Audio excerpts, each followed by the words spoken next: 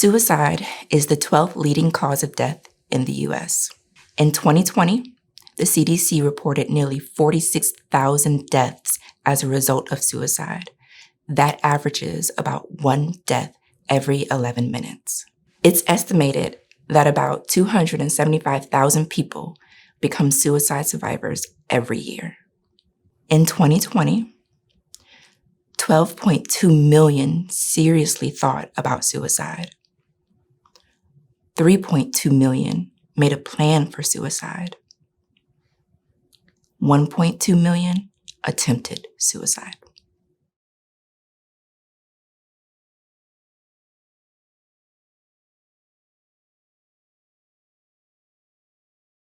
My name is Kerri White, and I am a suicide attempt survivor. My father was a preacher, so I grew up in a Baptist church every Sunday, every Wednesday. There weren't many I love yous. There weren't hugs.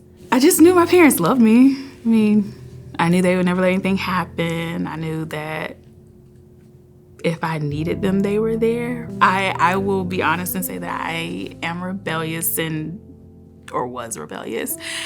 I don't know if I was difficult because it was on purpose or if I was difficult because I just wanted attention. But there are definitely times where I was invisible at home, but in school, I was seen, but I was also very, boisterous in school, combative. I would talk back. So I think it was attention seeking. It was just the wrong attention. Who was important to your life back then? My grandmother. My grandmother on my dad's side was very active in my life. When I was first born, I had some complications, so she was definitely there a lot to help my parents with me, and then was just that person. Every summer I was with her. There was not a summer that was ever missed that my parents did not send us to her house. And we would be there for months, all summer months. She was my biggest inspiration. And my first attempt was when I was 10. Okay. I was in 6th grade, and I was in public school. I had grown up in private school. In private school, I never really dealt with bullying or anything of that nature.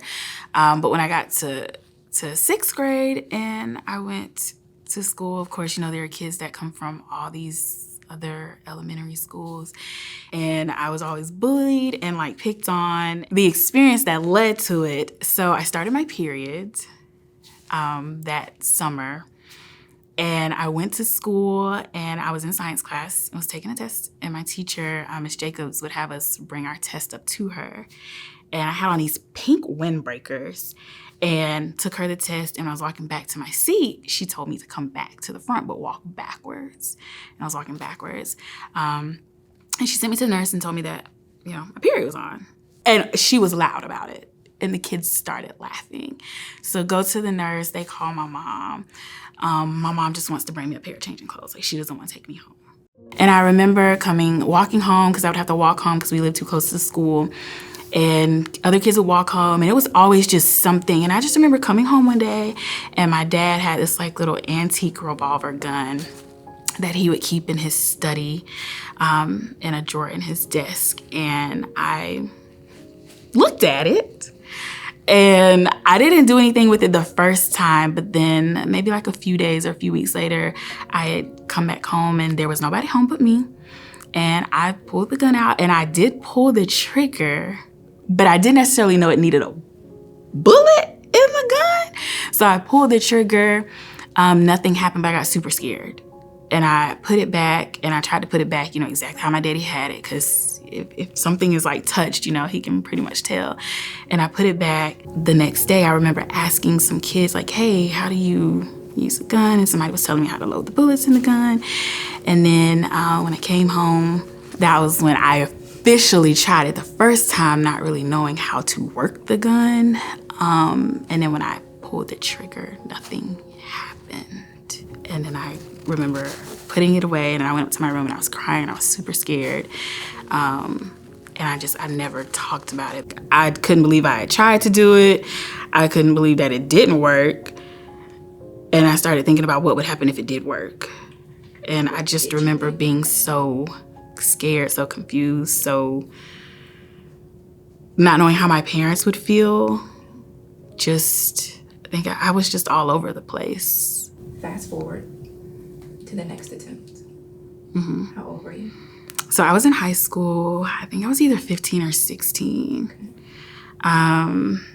What triggered that one? So I was having issues at home with my parents. There were things that had happened, per me entering high school, and there was just things within the family that was exposed. I made them known to my mother, and I, had asked my mother not to put my name in it, but she did, and I knew she did because you could just feel the difference in tone when being spoken to. And I remember that day, I just knew that my life was completely different. The love that I already wasn't feeling, I just didn't feel it that much more. So my dad and I never got rid of the gun. I think it was an antique gun that either someone gifted to him or he had gotten it from an antique shop or something. Same gun.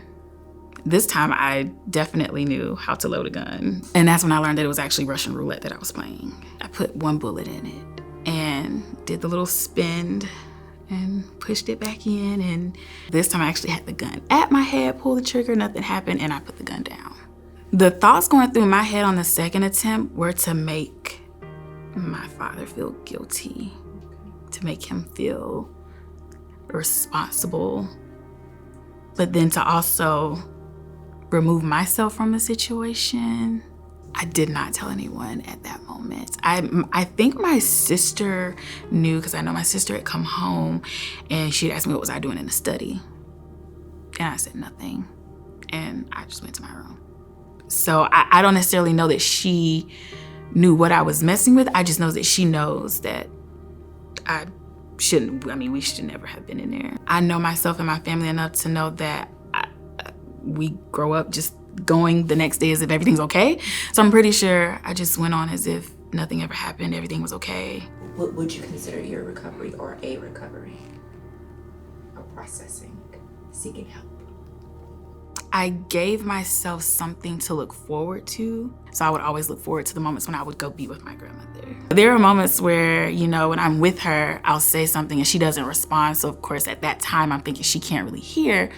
So these moments, these things that are happening, I'm saying them to her. Now, whether she heard them or not, I don't know, because she never mentioned them to me.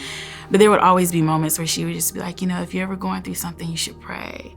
Or, you should go and write something. But she would never relate it to anything that I ever said to her. Maybe that was it, just knowing that she was there and I could say it to somebody, but also feeling like nobody heard it, so it is still a secret. Do you still consider suicide an option in difficult moments? I would not say that I consider it an option. I will say that the thoughts do float through my head in difficult moments, but they don't come with action. They just come with thoughts. So I ended up going to counseling. Have a great therapist. I guess talking to a stranger and someone who actually had resources to provide a benefit or provide a solution or provide an outlet is new, but it's also very welcoming at the same time. So I know I do pose a challenge to people when trying to talk about private things, but having someone who's in a position to help is a little different. What message do you have for anyone who's considering suicide as an option? If you think that no one cares, I'm sure there's one person that cares, at least one. Even if they don't know it, just always keep them in the back of your mind. Every day is a new day. You just have to turn the page. I have a lot of rough days. Even now, as a grown adult, I have a lot of rough days. But I too know that it's just a page turn. And I think that also sustains me every day.